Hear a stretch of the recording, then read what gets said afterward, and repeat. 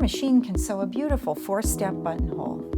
And to get ready to sew a buttonhole, you're going to need your button, of course, your buttonhole foot, which you'll find with your accessories, a fabric marking pen or pencil, and a small ruler.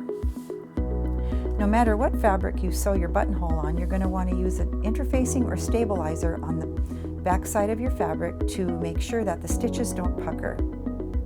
So place your button on your fabric where you want to sew the buttonhole. Use your fabric marking pen or pencil to mark the top of the buttonhole and the bottom of the buttonhole. And then use your small ruler to draw a line to connect them.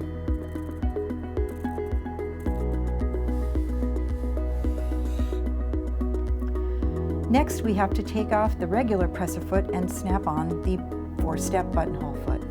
So to do that, I'm going to pull forward on the foot that's on the machine and take it off and put the buttonhole foot on. We want these red lines off to the left-hand side with the B for buttonhole in the back. We're going to line up this bar with this opening on the presser foot holder and make sure your thread is clear and just snap that in place.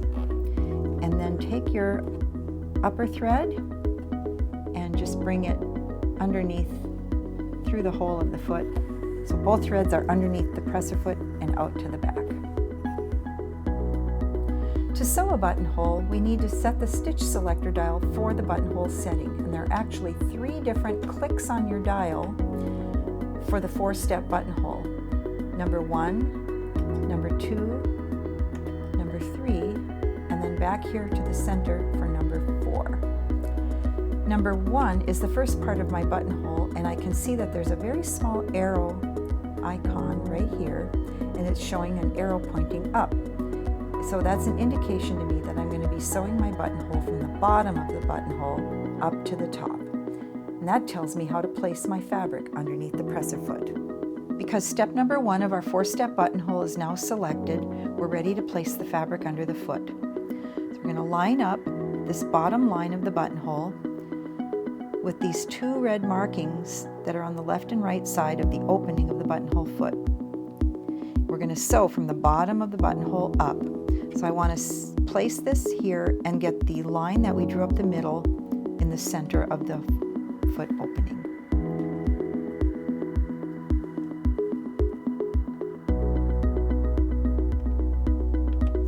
We'll step on the foot control to start sewing, and we're going to sew until we come to the other sideways line that we drew at the top of the buttonhole.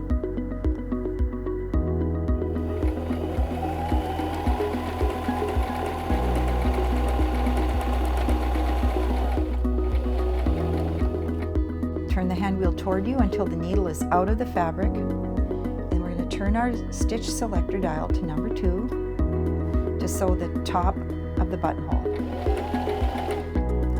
With the needle out of the fabric, turn to number 3 to sew down the right hand side of the buttonhole.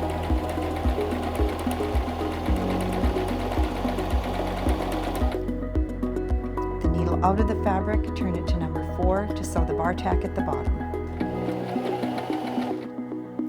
Turn the hand wheel toward you until the needle is all the way out of the fabric in its highest position and just begins to come down. And raise your presser foot lifter and slide your fabric out from underneath the foot and trim your threads, and there's your beautiful 4-step buttonhole. You can place your thread tails into a hand sewing needle and bring them to the back side of your fabric and tie them off to secure.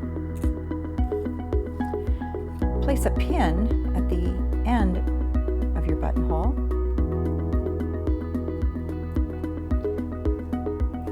and use the seam ripper that came with your machine's accessories to cut the buttonhole open. The pin at the end will act like a stopper to keep you from accidentally pushing your seam ripper too far.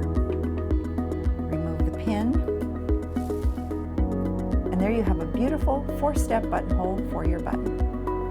If you'd like more information about sewing buttonholes, refer to your machine manual that you can find on the Singer website, and you can view or download it anytime.